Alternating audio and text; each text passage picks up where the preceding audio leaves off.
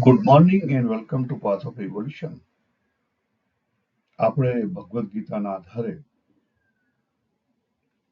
ગુણની આપણી ઉપર કેવી ઇફેક્ટ પડે છે અથવા આપણે ગુણને કેવી રીતે સમજી શકીએ કે જેથી કરી આપણે આપણો જે પાથ ઓફ ઇવોલ્યુશન છે એની ઉપર આગળ વધી શકીએ, ભટકી ના જઈએ.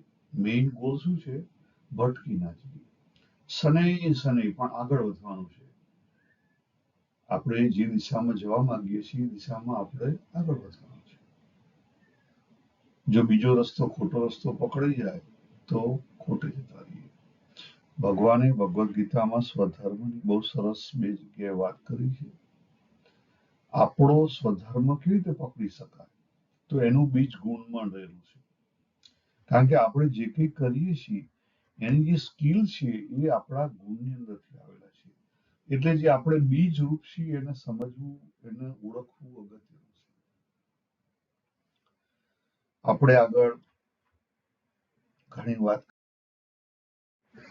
કે ભાઈ પ્રકૃતિ શું છે, પછી પ્રકૃતિ કેવી છે, એનો સ્વભાવ કેવો છે, સ્પિનિંગ થાય છે. પણ પ્રકૃતિનું બીજ કોણ છે? ગુણ છે. ત્રણ ગુણના આધારે પ્રકૃતિ કોઝ અને ઇફેક્ટ થી આગળ વધી રહી છે. કેવી થઈ રહી છે? એક્સપાન્ડ થઈ રહી છે. એનો રસ્તો કયો છે? બેલેન્સિંગ. વચ્ચે આવી જાઓ તો આપણને ખબર પડે કે આપણું સેન્ટર કયું છે, હું કોણ છું. જ્યાં સુધી વચ્ચે ના આવાય, મિડલમાં ના આવાય, સમતામાં ના આવાય. આખી ભગવદ્ ગીતામાં બધા જ યુગની અંદર ભગવાને સમતાની વાત કરી છે. આપણે અલગથી સમતાનું લીધેલું છે. તો સમતામાં આવવું કેવી રીતે? સમતામાં આવવા માટે પૂરેપૂરા સંવેદનશીલ બનવું પડે, એ સિવાય ખબર ના પડે. ખાલી બુદ્ધિથી નહીં આવી શકાય, ખાલી ઇમોશનથી પણ નહીં આવી શકાય. જોયું તું કે ઈશાવાસ્ય ઉપનિષદની અંદર વાત કરવામાં આવી છે કે આપણું જે સેન્ટર છે, સેન્ટર પોઈન્ટ, બરાબર, એટલે આપણે બે મુખ્ય તત્વના બનેલા છીએ. એક પુરુષ તત્વ, જેના અચળ કહેવામાં આવે છે, ચૈતન્ય પોતે, અને બીજું એની ચેતના. ચેતના એટલે પુરુષ, પ્રકૃતિ, બરાબર. પ્રકૃતિ રેલાય છે, ચેતના કેવી છે? રેલાય છે. એટલે એના અહીંયા ઈશાવાસ્યમાં શું કીધું છે? કાર્યભ્રમ, જેના દ્વારા આખી દુનિયા ઉભી થઈ છે. આ બંનેને પૂરેપૂરા સમજવામાં આવે તો આપણો છુટકારો એમાં. પછી છેલ્લે આપણે ટોટાલિટીની વાત કરીએ. ટોટાલિટી પહેલા અંદર લાવવાની છે, સમગ્ર અંદર. જ્યાં સુધી અંદરની ટોટાલિટી ના સમજાય ત્યાં સુધી બહારની ટોટાલિટી સમજાય નહીં. બહારનું જે કરોડિયાનું જાળું છે એને આપણે સમજી ના શકીએ. અને આ જે અલગ અલગ પિક્ચર છે કે લાગે છે અર્ધ નર નારેશ્વર, બરાબર. અર્ધ નર નારેશ્વર દરેકની અંદર છે. તમે દેહથી કદાચ પુરુષ હો કે સ્ત્રી હો, મેલ હો કે ફિમેલ હો, પણ તમારી અંદર પુરુષ અને પ્રકૃતિ તત્વ બંને છે. એ જ રીતે આપણી જે પ્રકૃતિ છે, આપણે જે નીચે આવ્યા એ સ્પાઇરલ અને વાઇબ્રેશનલ સ્પિનિંગ વે આયા. સ્પિન થાય છે, મોશનમાં છે, પણ સ્પાઇરલ અગત્યનું છે. સ્પાઇરલ વે, લય છે, એનો એક પાથ છે. અને સાઉન્ડ પણ લયમાં ચાલે છે. Right? નાદ ભ્રમ, ઓમ થી આગળ નાદ ભ્રમ, એ અંદરનો એક ભ્રમ, નાદ છે આખી પ્રકૃતિનો, જે વાઇબ્રેશનલ થઈ રહી છે. એને ઓળખવાનો છે. એ બેઝ છે સાઉન્ડનો, જેનો વોઇસ કેવો છે? ઓમ જેવો છે.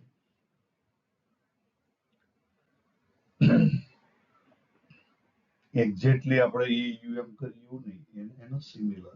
એને આપણે પછી શબ્દમાં કાઢ્યો છે, કારણ કે ઓમને આપણે શબ્દથી બોલી શકીએ છીએ.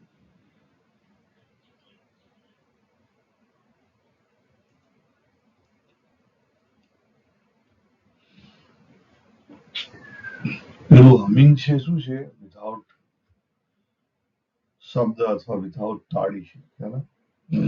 અને છેલ્લે ફ્લક્સ બતાવેલું છે.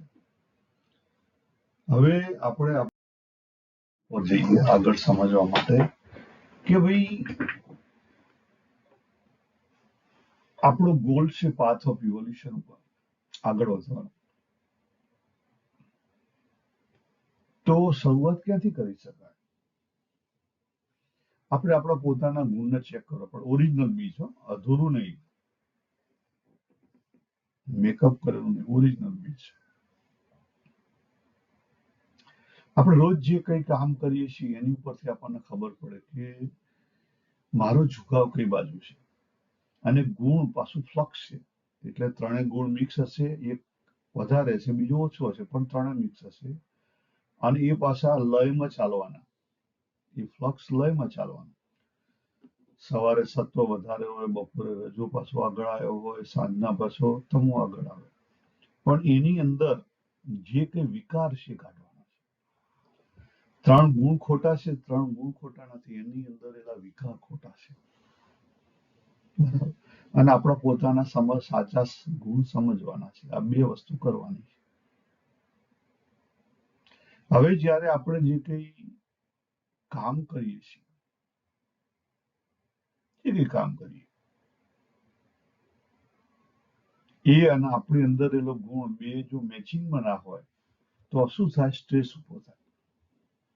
શું થાય? સ્ટ્રેસ ઉભો થાય.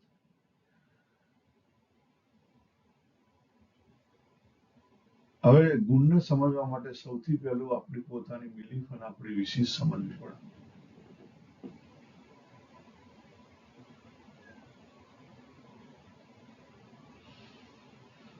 જો તમે દિવસ દરમિયાન કામ કરતા પ્રવૃત્તિ કરો જે કંઈ, એમાંથી તમને શાંતિ અને સંતોષ મળતો હશે તો એ સત્વ બીજ ઉપર હશે. અને તમે કોઈ પણ વસ્તુ કમ્ફર્ટ માટે અથવા સુખ માટે, કમ્ફર્ટ માટે દોડતા હશો તો એ રજો હશે. પણ રજો અંતે શું આપે? સુખ આપે. આપણે કંઈક કામ કરીએ પછી આપણને રાહત થાય, સુખ આપે.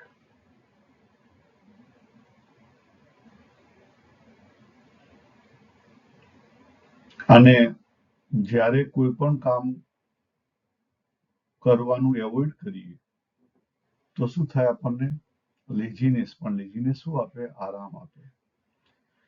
એટલે ઇન શોર્ટ, તમો છે આરામ આપે, રજો છે સુખ આપે, અને સત્વ છે શાંતિ આપે. પણ કેટલી લાંબી ટકે છે એના ઉપર છે. પણ બેલેન્સ હોય, બેલેન્સ હોય તો આ જે મૂવમેન્ટ થઈ રહી છે, આ મૂવમેન્ટ થઈ રહી છે એ તમને શું કરે? ડિસ્ટર્બ ના કરે. તો આપણે ગુણાતીત થઈ શકીએ.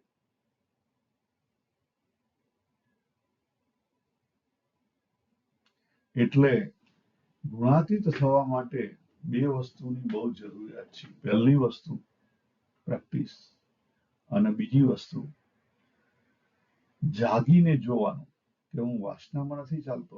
એનું નામ વૈરાગ્ય. ભગવાને જે બે વાત કરી, અભ્યાસ અને વૈરાગ્ય, એ બે જ વસ્તુ. પણ સાચા અર્થમાં સમજો, વોટ ઇઝ મીન્સ વૈરાગ્ય. આપણે હોશમાં હોવા જોઈએ કે આ મારી વાસના નથી.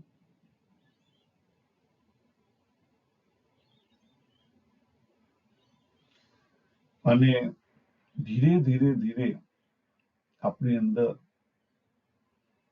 એ જે શાંતિ છે, ડીપર શાંતિ, એ શું લાવે? સંતોષ લાવે, ડીપ સંતોષ લાવે.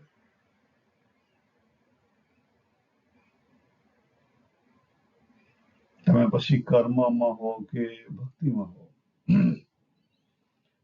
તો તમારો દ્રષ્ટિકોણ કેવો થઈ જાય? નરસિંહ મહેતા જે અખિલ બ્રહ્માંડમાં એક તું શ્રી હરિ જુજવે રૂપે ભાસે. અને ધ્યાન અથવા જ્ઞાનમાં હોવ તો કેવા થઈ જાય? આપણું પોતાનું જે અસ્તિત્વ છે એની પોતે મૌન થઈ જાય. આજે આપણે આ જે સ્ક્રીન ઉપર દેખાય છે એને થોડુંક સમજવાનો પ્રયત્ન કરીએ. આપણે આગળ લીધેલું છે કે ભગવાને ભગવદ્ ગીતાની અંદર બે જગ્યાએ જે મનુષ્યોના ભાગ કર્યા છે એ માણસોના ભાગ નથી કરેલા. એ કર્મ જન્મથી નથી અથવા જાતિ જન્મથી નથી કીધેલી. એ ગુણ અને કર્મના વિભાગ કરેલા છે. ગુણના બેઝ ઉપર કર્મના વિભાગ કર્યા અને કર્મના બેઝ ઉપર માણસના વિભાગ કર્યા.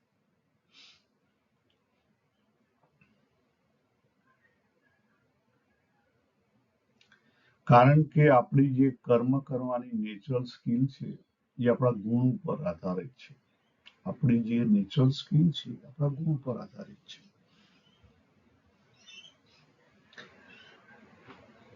એટલે શરૂઆત જોઈએ તો કોઈ પણ વ્યક્તિ જન્મે ત્યારે મિક્સ પર્સનાલિટી હોય, પરાનું મિક્સચર હોય. પછી ધીરે ધીરે છોકરું મોટું થાય એટલે ખબર પડે કે આ ઇન્ટ્રોવર્ટ છે કે એક્સ્ટ્રોવર્ટ છે. એટલે પેલા બે ભાગ થયા અને પછી ધીરે ધીરે ધીરે તમને ખબર પડે કે આ ઇન્ટ્રોવર્ટ છે કે એક્સ્ટ્રોવર્ટ છે. પણ એમાં પછી પાછા ઇનર એટીટ્યુડ દેખાય કે આ સંકલ્પ પ્રધાન છે કે વિચાર પ્રધાન છે કે ઇમોશનલ છે.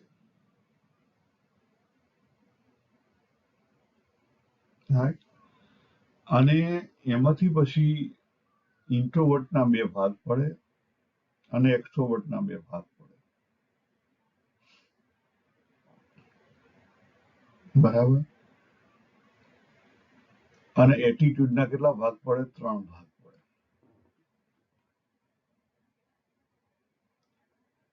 એટલે આપણે દરેક વ્યક્તિ કેવા છે? યુનિક છીએ. આપણા જેવું બીજું કોઈ નથી. આપણે યુનિક છીએ. આપણી પ્રોડક્ટ યુનિક છે. કારણ કે આપણા આગળના જન્મના કર્મોના જે બંધન છે અલગ છે. આપણો રસ રુચિ અંગ અલગ છે. જ્યાં સુધી રસ રુચિના અંગ આપણું ઓળખાય નહીં ત્યાં સુધી એની અંદર જે જૂની પડેલી ડિઝાયર છે એને ઓળખી અને એને તમે એક્ઝોસ્ટ ના કરી શકો. ભાગવાથી આપણે ત્યાં સમાજની અંદર ભાગવાનું પેલું શીખવામાં આવે છે. કારણ કે ઈઝી છે. કેવું છે? ઈઝી છે. એટલે આપણે ભાગવાનો જ્યાં જુઓ ત્યાં આપણે ભાગવાથી મહત્વ વધારે આપીએ છીએ. પણ ભાગવાથી પ્રોબ્લેમનું સોલ્યુશન નથી. અને આ જન્મનું પણ સોલ્યુશન નહીં મળે. કેટલાક લોકો ભાગતા નથી પણ બીજા અર્થમાં ભાગે છે. બરફની પાટ મૂકી દે. તમે જો ઘણા બધા સત્સંગની અંદર આવતા લોકો બરફની પાટ મૂકી દે. પહેલો વર્ગ છે ભાગી જાય. સંસારથી થાક્યા સાધુ થઈ જાઓ. સંસારની અંદર આ વસ્તુથી ભાગ્યા બીજે જાઓ.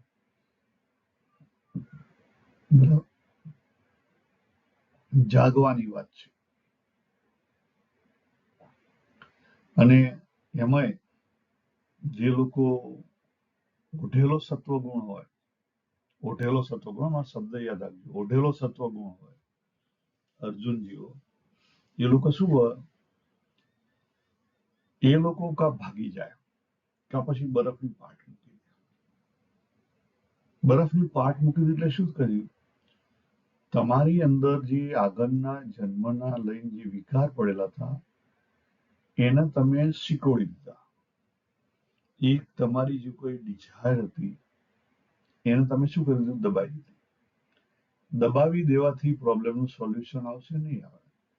એ આગળ જતા બહાર નીકળવાની. અત્યારે તો તમે બરફની પાટ મૂકી દીધી. આપણે નહીં કંઈક વાગ્યું હોય ને કંઈક બરફ મૂકી દઈએ તો શું થઈ જાય? નમ થઈ જાય. સેમ વસ્તુ આપણે લાઈફમાં કરતા હોય છે. મેં ઘણા બધા મળેલો છું, ઘણા બધા સત્સંગી, સારા સારા સત્સંગ, દેખાવથી બધા સારા હોય, પણ જો એમની જોડે બેસી અને વધારે ઊંડા જઈએ તો ખબર પડે કે એમણે ઈચ્છાઓને મારી નાખી છે. મારી નથી નાખી, દબાઈ દીધી છે. અત્યારે બરફની પાટ મૂકી દીધી છે. એટલે એ બીજ સકોડાઈ ગયું, શુષ્ક થઈ ગયું. પણ જ્યારે નિષ્કુળાનંદ સ્વામીનું ભજન છે, ઘન વર્ષે મેઘ વર્ષે ઘન પાંગરે, મેઘ વર્ષે વન પાંગરે. ઉનાળામાં બીજ ગમે તે પડેલા હોય અને પછી વરસાદ આવે ને અનુકૂળ વાતાવરણ આવે એટલે પછી ઉગી નીકળે. આ જન્મે નહીં તો આવતા જન્મે ઉગી નીકળશે, પણ ઉગી નીકળશે. એટલે એ રસ્તો તો ખરેખર ખોટો છે, પણ સમાજના ડરથી આપણે એ રસ્તો અપનાવીએ છીએ. આપણે મોટા ભાગે સમાજના ડરથી બહુ કરીએ છીએ. આજે થોડીક વાત કરી લઈએ આપણે આપણા સ્વભાવને અંદર સમજવા માટે. જો અહીંયા શરૂઆતમાં લખેલું છે ઇન્ટ્રોવર્ટ ને એક્સ્ટ્રોવર્ટ, બરાબર. પછી 4 ભાગ કરેલા છે ABCD. એ ભગવાને જે વાત કરી એ વાત છે કે એક્સ્ટ્રોવર્ટમાં પહેલા એમાં વૈશ્ય આવે અને પછી બીમાં ક્ષત્રિય આવે. ઇન્ટ્રોવર્ટમાં પહેલા શૂદ્ર આવે અને પછી બ્રાહ્મણ આવે. એટલે બ્રાહ્મણ બનવા માટે શૂદ્ર થ્રુ જવું પડે અને ક્ષત્રિય બનવા માટે વૈશ્ય થ્રુ જવું પડે. બંનેની અંદર એક્સ્ટ્રોવર્ટની અંદર રજોગુણ પ્રધાન છે અને ઇન્ટ્રોવર્ટની અંદર તમોગુણ પ્રધાન છે. પેલામાં રજોગુણને બેલેન્સ કરવાનો છે સત્વગુણથી, આમાં તમોગુણને બેલેન્સ કરવાનો છે રજ અને સત્વથી. આટલી વસ્તુ યાદ રાખો. હું ડિટેલિંગ નહીં કરું, આપણા લગતી કરેલું છે.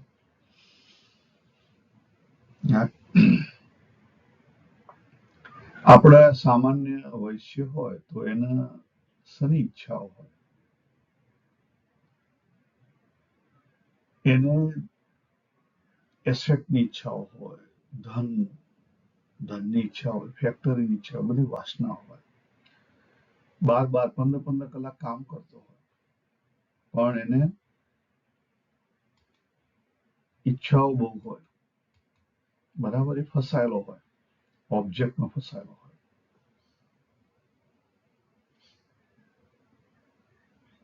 તો એ વ્યક્તિએ જ્યારે એની વાસના મૂકે,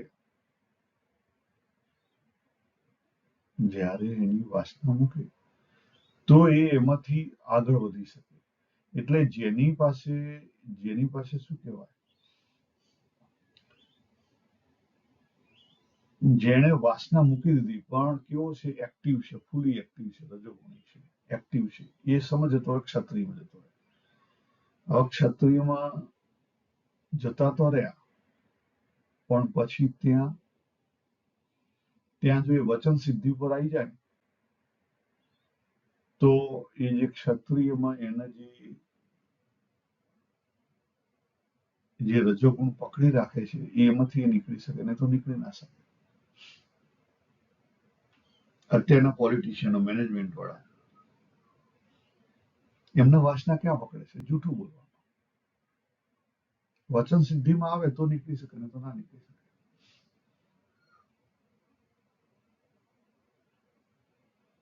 અને વૈશ્ય શેમાં આવે? સત્યનિષ્ઠામાં આવે.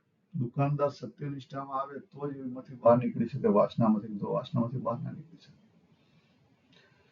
તમે કહેશો તો રજોગુણના જે બધા ભોગ છે એની વાત ક્યાં આવી? એ એની અંદર જ આવે. માણસ કામ કરવા વાળો હોય એની સાથે એના ભોગ હોય અને પછી વધારે કામ કરવા વાળો અતિમાં ભોગમાં જતો રહે. રાજા છે, રાજાની અંદર તમોગુણ વધ્યો. તમે જો પહેલાના રાજાઓ બધી કેટલાક રાજાઓનો ઇતિહાસ એવો છે, હું મોરબી ભણેલો છું, ત્યાં એવું કહેવાતું, મેં કઈ ખરાઈ નથી કરી, કે ત્યાં કોઈક રાજા એવો થઈ ગયેલો કે જેને ગામની અંદર કોઈ નવી પરણેલી કોઈ આવે નવું પરણેલું, તો રાતવાસો એના ત્યાં કરવા જવું જોઈએ. હવે આટલું કામવાસ ના હોય, આટલો ભોગમાં હોય, માણસ ટકી ના શકે, એનું બોડી જતું રહે. એટલે શું થઈ ગયું, એ વિકાર ઉભો થયો. સત્વગુણનો વિકાર છે. સત્વગુણના બધા વિકાર છે, બધા દરેકની અંદર વિકાર છે. એક વાર આપણે આગળ જોઈશું, સત્વગુણમાં વિકાર છે અને રજોગુણનો વિકાર છે. કામ વાસના રજોગુણનો વિકાર છે અને તમોગુણનો વિકાર છે. દરેકની અંદર પ્લસ પણ છે અને માઇનસ પણ છે. એ જ રીતે જે શૂદ્ર છે એની અંદર તમ વધારે છે, એટલે એને તમે જો શૂદ્રની પર્સનાલિટી કેવી છે, સવારે કામ કરીએ, સાંજે કામ પૂરું થયું, પૈસા મળ્યા, સાંજે દારૂ પી મજા કરવાની. તમે જો આપણે કામ કરવાના, એ માણસ જે હોય એ માણસ એમાંથી જાગી જાય. જે માણસ એમાંથી જાગી ગયો એને રજ એડ કરવો પડે, અને પછી રજમાંથી રજ નીકળ્યા પછી એ કંટ્રોલ કરી અને એ આગળ નીકળે, પ્રકાશ અને જ્ઞાનના માર્ગે આગળ નીકળે, તો એ બ્રાહ્મણ બની શકે, માખી બની ના શકે. પણ એની પર્સનાલિટી કેવી હોય, ઇન્ટ્રોવર્ટ હોય. એની પર્સનાલિટી કેવી હોય, ઇન્ટ્રોવર્ટ.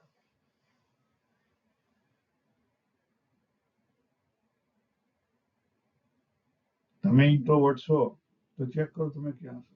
તમે એક્સ્ટ્રોવર્ટ છો, ચેક કરો. ઘણી વાર મિક્સર પણ હોઈ શકે. એટલે આપણને ખબર ના હોય, આપણે ધીરે ધીરે ધીરે ઊંડાવતું પડે. ઘણી વાર કેવું હોય કે આપણે ઇન્ટ્રોવર્ટ હોઈએ પણ સમાજના કારણે હોઈએ. આપણે ઇન્ટ્રોવર્ટ હોઈએ પણ સમાજના કારણે હોઈએ. એટલે ચેક કરવું પડે. પછી એથી નીચે જઈએ તો આપણું જે માઇન્ડસેટ છે, માઇન્ડસેટ કેટલા પ્રકારના છે? 3 પ્રકારના.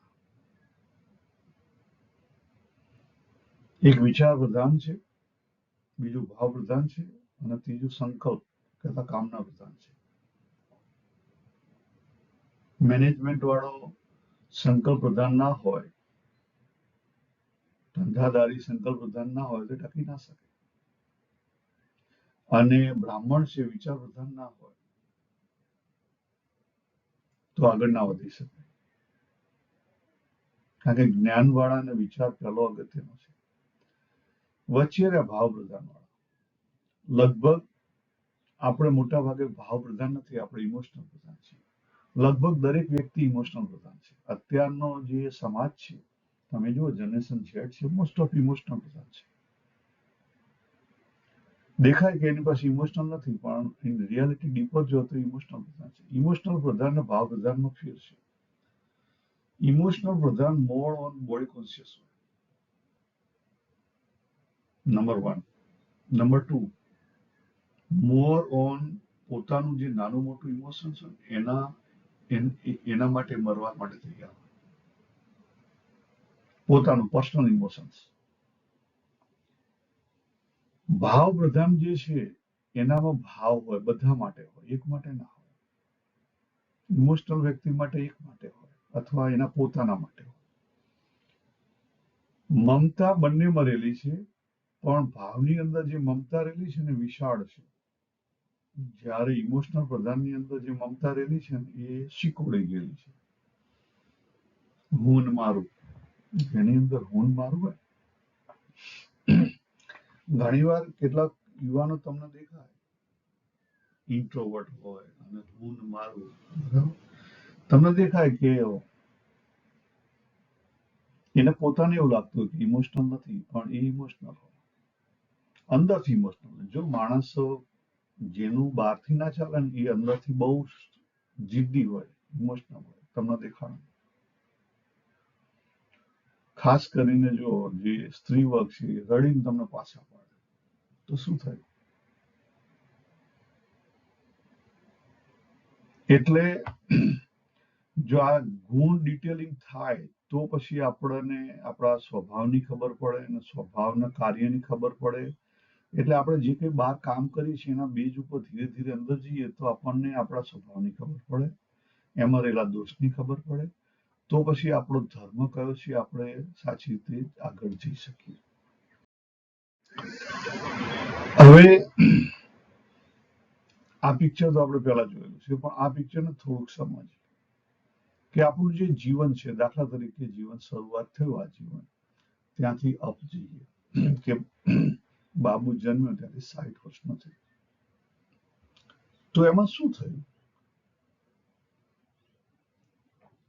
જે વસ્તુ અહીંયા બે એક્સ્ટ્રીમ બતાવેલી છે, સેમ વસ્તુ બે એક્સ્ટ્રીમ છે. આ વચ્ચે જે સેન્ટર લાઈન બતાવી એ સેન્ટર લાઈન બાબુ એ પરા અને અપરાનો બનેલો છે, પુરુષ અને પ્રકૃતિનો બનેલો છે. પરા એ પુરુષ માંથી આવેલું તત્વ છે, ભગવદ્ ગીતાનો 7મો અધ્યાય, અને અપરા એ એની પ્રકૃતિ છે. પણ અપરાની અંદર શું છે? બધા મૂવ છે, આ લયમાં ચાલે. જો આમ બી લય છે, ટાઈમ વાઇઝ પણ લય છે, અને આમ બી લય છે. એટલે આ સ્પિનિંગ છે, સ્પિનિંગ ની અંદર સ્પિનિંગ છે. તમે કદાચ સાયન્સનું પિક્ચર જોયું છે, પેલો ઇલેક્ટ્રોન, ન્યુટ્રોન અને પ્રોટોન અલગ અલગ અલગ અલગ દિશામાં ફરતા હોય, બરાબર? સેમ વસ્તુ આપણી અંદર છે. એક લય નથી, એક રિધમ છે. એ આગળ જવા માટેની રિધમ છે, ટાઈમ રિલેટેડ રિધમ છે. એ રિધમ પણ ચેન્જ થઈ રહી છે, પણ એની અંદર પણ આ જે રાગ અને દ્વેષ છે, પ્રેમ અને ધૃણા છે, મમતા અને વાસના છે, બરાબર? અલગ અલગ એના પ્લસ અને માઇનસ એ ફરી રહી છે. અને આ બધું કેવું છે? એકદમ ના ફરે, એ લોલકની માફક ફરે. જો એ લોલક છે, આપણે ઘડિયાળનું લોલક હોય એટલે લોલક વન વે નહીં સમજવાનું. વન વે લોલક ખરું, પણ એમાં પાછો ટાઈમનો લય હોય, ખ્યાલ? એટલે એટલા માટે આપણે આપણું જે જીવન છે એને ફ્લક્સ કહીએ છીએ. મલ્ટી એની અંદર વાઇબ્રેશનલ વે ચાલી રહ્યા છે. એને તો જો જાગીને સાચી રીતે સમજીએ તો પછી આપણે આપણી અંદર એલી જે કંઈ નેગેટિવ પાસા છે પહેલા એને કાઢવા પડે, અને જ્યાં સુધી એ નેગેટિવ એનર્જી બ્લોક થયેલી છે એને રિલીઝ ના કરી દઈએ ત્યાં સુધી આપણે સાચા અર્થમાં આપણી જે સાચી ક્વોલિટી છે, પરાની જે ચૈતન્યની જે સાચી ક્વોલિટી છે એ બહાર ના આવે. પ્રેમ, કરુણા, આ બધી સાચી ક્વોલિટી છે. અને એના માટે ભગવાને આખી ભગવદ્ ગીતાની અંદર જે જ્ઞાની માણસો, જે ભક્ત માણસો, એની બધી ક્વોલિટી બતાવી છે. એ ક્વોલિટી એટલા માટે બતાવી છે કે આ આપણે ચેક કરવાનું છે કે મારી અંદરથી દ્વેષ જાય અને રાગ જાય તો પ્રેમ ઉભો થાય. પણ જ્યાં સુધી દ્વેષ છે ત્યાં સુધી રાગ રહેવાનો. આ વસ્તુ યાદ રાખો. જ્યાં સુધી ધૃણા છે, ખ્યાલ આવે? તમે કન્ડિશનલ છો ત્યાં સુધી તમારો કન્ડિશનલ પ્રેમ છે, ત્યાં સુધી ધૃણા રહેવાની. કારણ કે કન્ડિશનલ છે, આના માટે જ છે, બીજા માટે નથી. એટલે આ જે કન્ડિશનો છે એ છૂટે, રાગ બી છૂટે અને દ્વેષ બી છૂટે, તો સાચા અર્થમાં સાચો પ્રેમ, દિવ્યતા, સમર્પણ, તરલતા, સરળતા, સહજતા, નિર્દોષતા, આ બધી વસ્તુ આવે. સાચો પ્રેમ, સાચી દયા, સાચી ક્ષમા એ સિવાય ના આવે. તો સમત્વ ક્યારે આવે? જો અહીંયા બતાવેલું છે. આજે આપણે વચ્ચે આવવાનું છે. ધીરે ધીરે ધીરે તમે સમજીને વચ્ચે આવો તો મેળ ખાય, બાકી મેળ ખાય નહીં.